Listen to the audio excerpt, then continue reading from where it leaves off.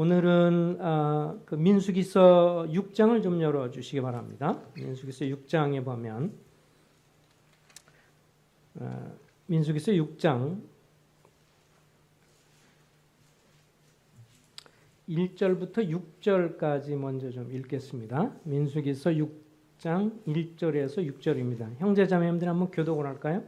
민수기서 6장 1절에서 6절입니다. 시작. 여호와께서 모세에게 말씀하여 이르시되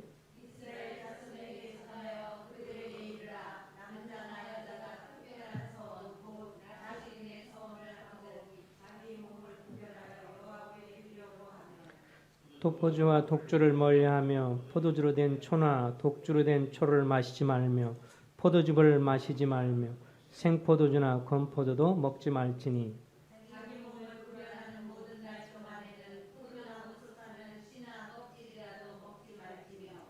그 소원을 하고 구별하는 모든 날 동안은 삭도를 절대로 그의 머리에 대지 말 것이라.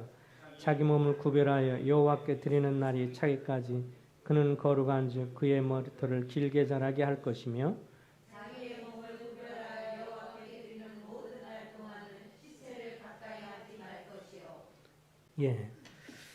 자원하는 나시린 서원에 관해서 같이 한번 살펴보도록 하겠습니다. 이 나시린 서원은 이제 하나님 백성들이 자원해서 하나님 앞에 자기 자신을 구별해서 드리는 것입니다. 나시린이라는 말 자체가 이제 구별한다는 뜻을 가지고 있어서 기본적으로 하나님 백성 가운데 자원하는 남녀가 일정 기간을 자기가 주님 앞에 이렇게 구별해서 드리겠다라고 할 때 할 수 있는 그 자원하는 서원이었고요. 뭐 유대 전통에 따르면 최소한 한 30일부터 통상 한 100일 정도, 한 석 달, 한 열흘 정도, 100일 정도 이렇게 했다고 그래요. 근데 이제 성경에 보면 그렇게 시간적으로 이렇게 30일이나 100일 정도 하는 분들도 있었지만 평생을 하신 분들도 있었죠. 예를 들면 사무엘 같은 경우도 평생 동안 나시린으로 드려졌고 삼손도 그러하고 그 다음에 세례 요한도 그렇게 나시린으로 살았던 경우를 볼 수 있습니다. 이 나시린 서원을 한 사람이 지킬 규례에 대해서 세 가지 언급을 하고 있어요. 3절에 보면 첫 번째가 뭐예요? 포도주와 독주를 멀리하며 포도로 된 초나 독주로 된 초를 마시지 말며. 어쨌든 그들은 포도주를 금해야 했습니다. 뭐 포도주, 포도즙, 뭐 씨 전부를 다 금해는 건데 결국은 보면 자기 어떤 술을 마시게 되면서 육신의 쾌락을 자극하는 포도주를 금한다는 것은 자기 절제를 의미를 하게 되는 것이죠. 그래서 그런 걸 하지 않는다는 것은 자기 절제를 하는 것입니다. 사실 뭐 우리가 보면 통상적으로는 이제 우리의 이성이 있고 지성이 있어서 우리 속에 있는 뭐 감정이라든지 뭐 이런 것들을 이제 통제를 하게 되는 것인데 술을 많이 먹게 되면 술을 취하게 되면 그다음부터 이성이 통제하는 게 아니라 이제 본능적인 것이 나오니까 정말 사람은 추하게 변하게 되는 것을 보게 되잖아요. 그래서 과거에도 보면 믿지 않는 남편을 둔 자매님들이 그런 얘기를 하더라고요. 정말 자기 남편이 술을 먹고 취하기만 하면 이거는 인간이 아니라 짐승이다. 그렇게 얘기를 하더라고요. 이건 정말 사람이라고 부르기에는 짐승이다. 그래서 너무너무 열받아가지고 어떤 사람은 화가 나가지고 그 앞에서 점프를 해서 2단 옆차기로 발을 찼대 자기가. 그래서 넘어뜨렸다고 그러더라고. 얼마나 열을 받고 하는 짓이 아주 꼬락서니가 얼마나 지저분하고 더럽고 그런지.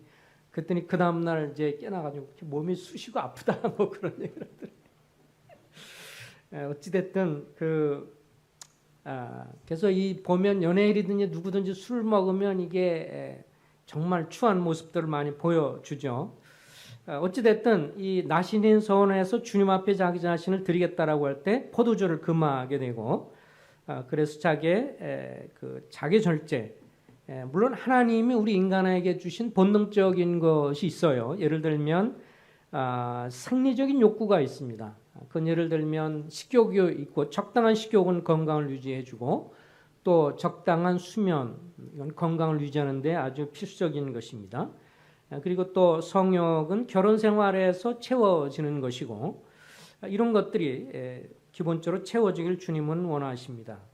또 사람들로부터 혹은 폭력으로부터 그리고 불안한 어떤 위협으로부터 안전하고자 하는 욕구들도 주님이 채워지길 바라고, 또 가정에서는 사랑을 받고, 또 사회 속에서는 이제 소속감을 가져서 어쨌든 사회적인 욕구라고 보통 말을 하는데, 그런 것도 정상적으로 채워지고, 사람들 사이에서 존중받으려는 욕구도 있어요. 이런 것들도 정상적인 가운데 하나님이 정한 범위 안에서 채워지는 것은 마땅합니다. 문제는 이제 도가 지나치고 이것이 범위를 넘어섰을 때, 이제 자기 절제를 잃어버렸을 때 문제가 되는 것을 보게 되죠.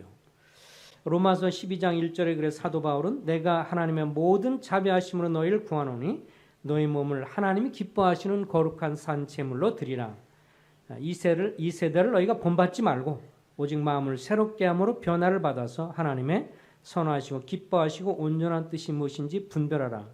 여기 보면 세대를 본받지 말고 너희 몸을 하나님이 기뻐하는 산제물로 드려라, 이런 것들을 보면 구약에서 나실인 서원이라는 것이 영적인 의미에서 사도 바울은 그리스도인들도 어떤 측면에서 주님 앞에 자기 자신을 드리는 영적인 측면에서 또 자원하는 심령으로 주님 앞에서 이 나실인 서원의 정신을 이야기하는 것처럼 보여집니다.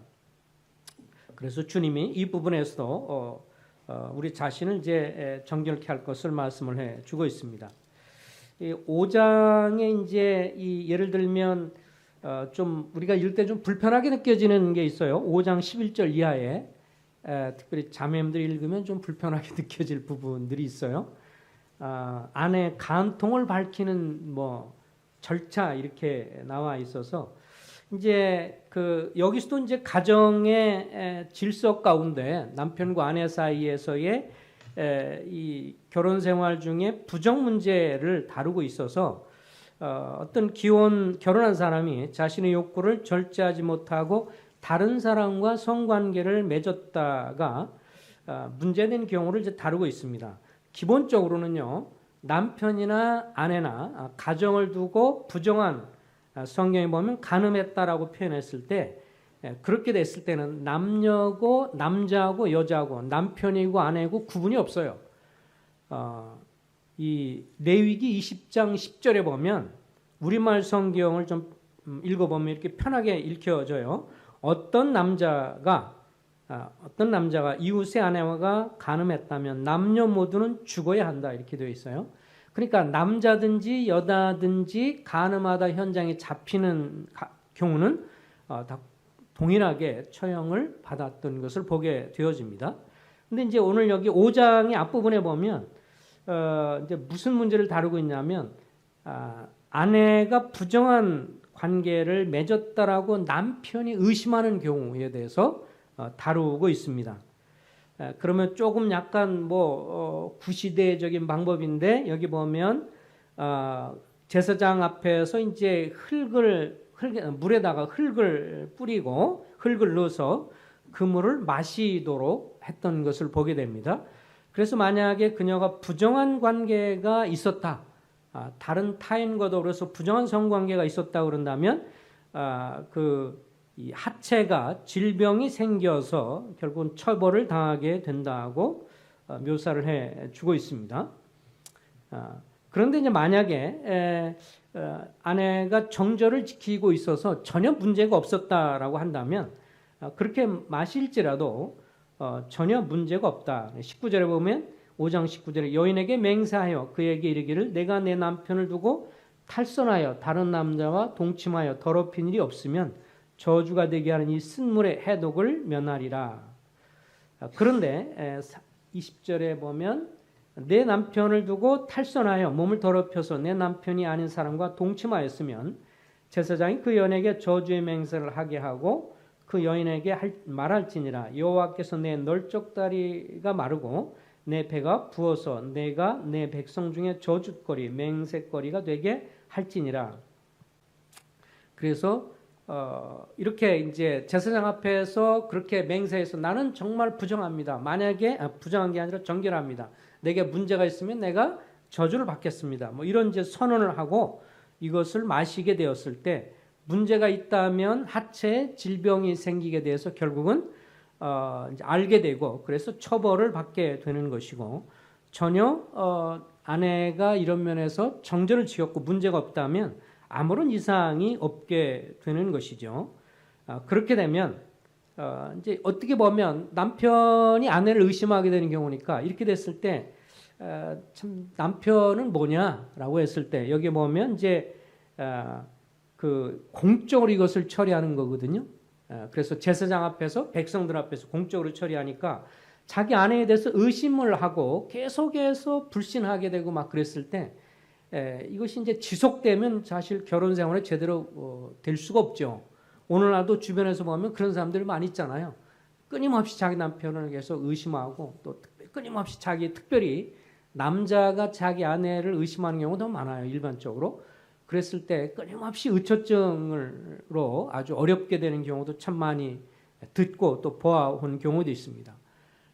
그래서 이제 그럴 때 이런 일을 처리했을 때 결과적으로면 이상이 없는 거로 나오면 어떻게 돼요? 아내가 이상이 없다는 것이 공적으로 드러나니까 상대적으로 남편은 공적으로 수치와 부끄러움을 당하게 되는 것입니다. 그래서 이런 규정에 대해서 사실 얼마나 많은 사람이 했는지는 사실 알 수가 없어요.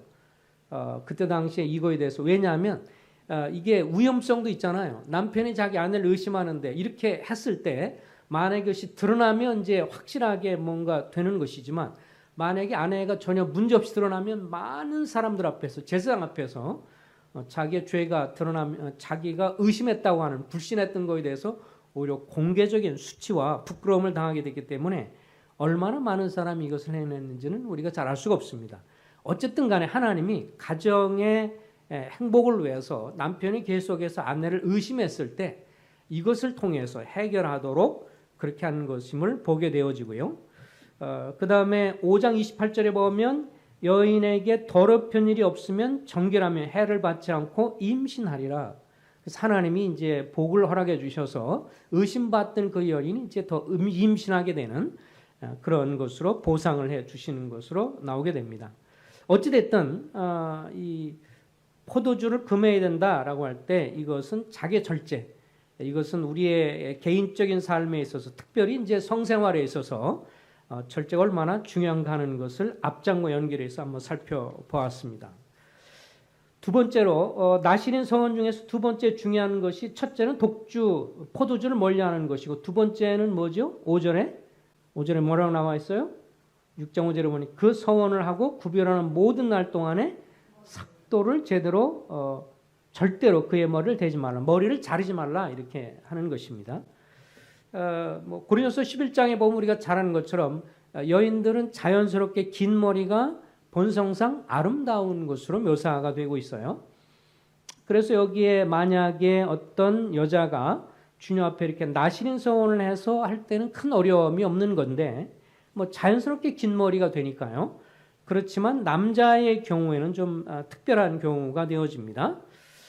남자는 본성상 긴 머리가 부끄러움이 된다라고 말을 했기 때문에 그런 이 남자가 긴 머리를 키우는 것이 본성적으로 부끄러운데 그럼에도 불구하고 긴 머리를 기른다라고 하는 것은 우선적으로 사람의 평가보다는 하나님의 평가를 따라서 겸손히 섬겨야 된다라고 하는 것을 가르쳐주고 특별히 이 사실 남자들에게 영광은 짧으면서 그런 머리고 여인에게는 이제 긴 머리가 아름답다고 성경 말씀을 해주는데 이 남자들이 긴 머리를 갖게 된다는 것은 자기 명예를 추구하기보다 주님의 명예를 추구하는 자다, 영광을 추구하는 사람이다라고 하는 것을 보여주죠. 왜냐하면 본성적으로 남자가 긴 머리는 부끄러움이 되는 건데 그 기간 동안에 자르지 않는다고 하는 것은 자기 명예보다는 주님의 명예를 추구하는 자라는 것을 보여줍니다. 물론 이제 긍정적인 측면에서 그리스도인들은 어떤 측면에서 성도로서의 명예를 추구를 해야 합니다. 예를 들면 우리는 하나님의 자녀로서 세상 사람들 가운데 그리스도인이라고 하는 자긍심과 명예를 추구해야 하고 또 좋은 간증을 드러내는 것이 중요하죠. 왜냐하면 우리가 이 어두운 세상 가운데 빛을 발하는 존재이기 때문에 빛으로서 감춘 것이 없이 우리의 삶이 다 노출되고 드러나게 되고 또 이 타락해가는 이 세상 가운데 맛을 내는 소금으로서 그리스도인은 그리스도인이라고 하는 하나님의 자녀라고 하는 측면에서 명예를 지키는 것이 필요합니다. 그래서 또 간증을 지키는 것이죠.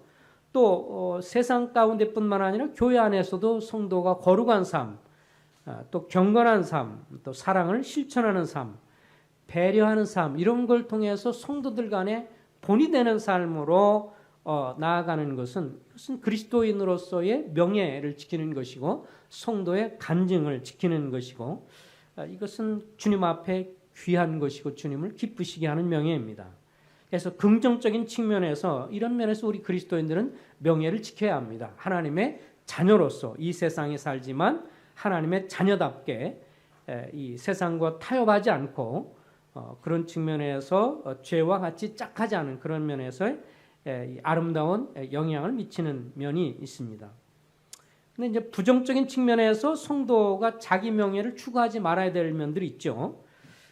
예를 들면 자기 신앙생활을 사람한테 보여주려고 하거나 사람들한테 인정받는 것에 굉장히 민감하면서 하나님께 인정받는 것에 대해서는 별로 관심이 없다든지 또 사람의 눈치를 너무 살피면서 사실은 하나님의 눈치를 살피고 하나님 앞에 신앙생활을 해야 되는데 사람의 눈치를 보고 사람이 나를 어떻게 평가할까에 더 민감하다면 이거는 잘못된 명예를 지키려고 하는 것이죠. 긍정적인 면에서 오히려 주님의 눈치를 살피고 주님의 인정을 받고자 애써야 하는 것이 오히려 긍정적인 면에서 우리가 추구해야 할 명예입니다. 아무튼 주님께 자기 자신을 드린 사람 또 주님 앞에 자기 자신을 기꺼이 자원해 헌신한 사람은 머리를 길러서 자기의 명예, 자기의 영광보다는 주님의 영광, 세상 사람의 관점보다는 주님의 영광을 구하는 사람이라고 하는 것을 드러내야 했습니다. 세 번째는 여기 6절에 나오죠. 세 번째는 뭐가 있습니까? 이렇게 기꺼이 자기 자신을 주님 앞에 서원한 사람은 자기의 몸을 구분하여 여호와께 드리는 모든 날 동안에 시체를 가까이 하지 말라라고 했습니다. 죽은 사체를 만지지 말고 가까이 하지 말라고 했습니다.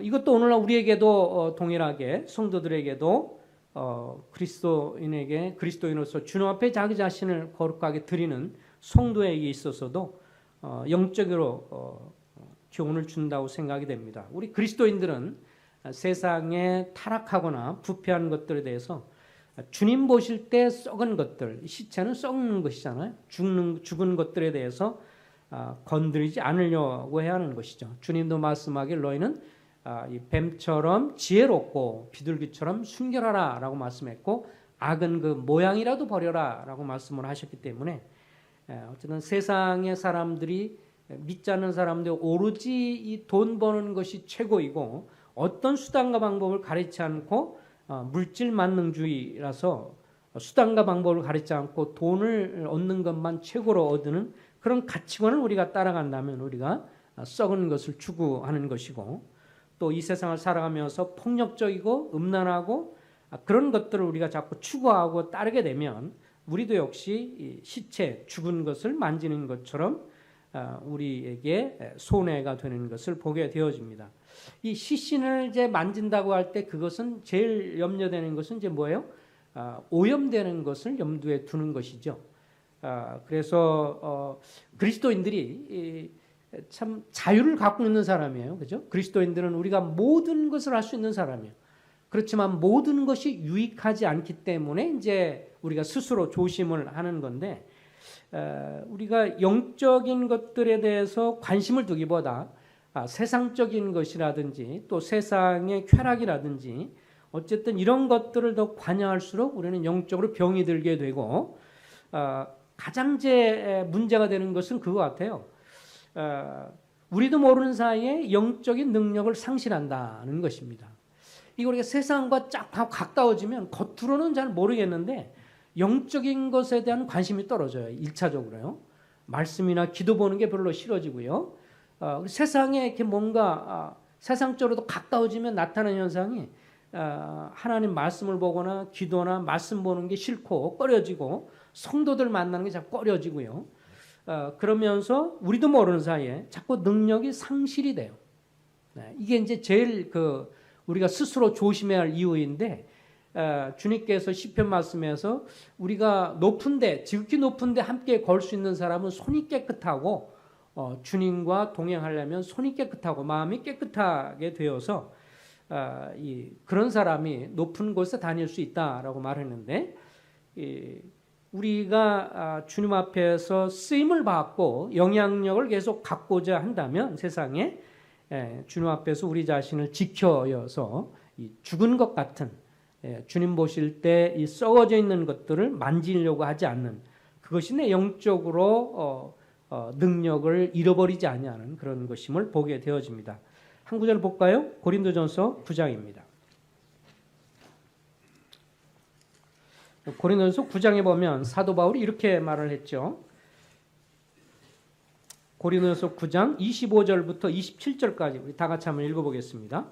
고린도전서 9장 25절에서 27절. 자, 시작. 이 길을 다투는 자마다 모든 일에 절제하나니 그들은 썩을 승리관을 얻고자 하되 우리는 썩지 않을 것을 얻고자 하노라.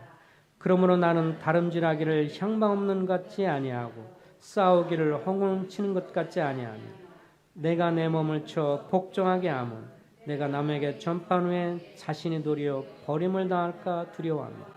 사도 바울은 영적인 투쟁을 하고 영적인 이 달리기를 하면서 경주를 하는 사람인 것을 묘사하면서 우리가 바라는 것은 그냥 당시에 고린도교에 있으면 경기라는 게 있었어요.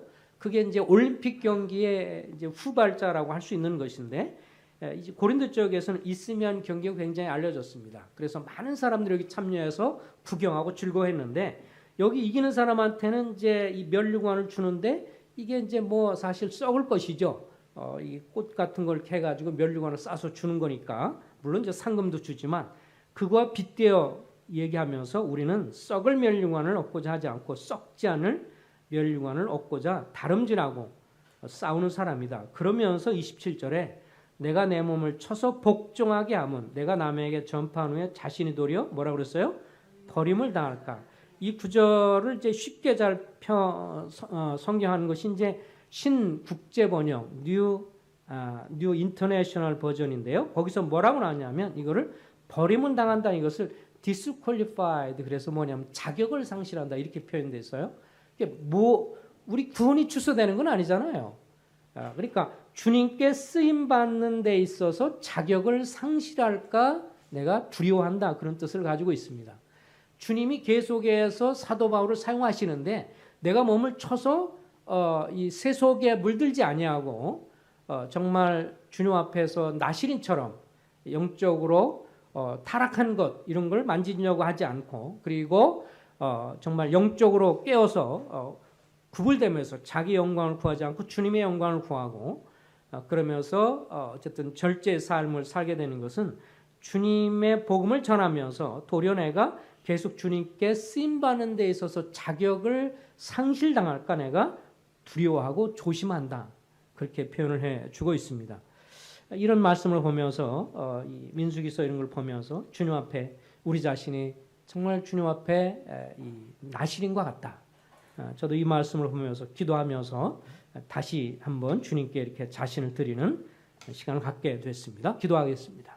아버지 하나님, 이 혼탁하고 어지럽고 갈수록 어두워지는 이 세상 가운데서 저희가 빛과 소금으로서 주님 역할을 감당하도록 하나님의 자녀로서 하나님의 왕권 상속자로서 주여 저희들을 지켜주시고 보호해 주셔서 간증을 지키고 영적인 명예를 지키며 주님께 쓰임받기 위해서 저희가 나시린들이 그러하듯이 저희가 조심하며 자기를 살피는 스스로 좀 선줄로 생각하면 넘어질까 조심하라고 했사온데 우리가 겸비한 심령으로 마음의 허리를 동이는 그리함으로 계속해서 우리가 살고 있는 이 세상 가운데서 이 평택 지형에서 저들이 영향력을 갖는 그런 성도와 교회가 되도록 복을 허락해 주시옵소서.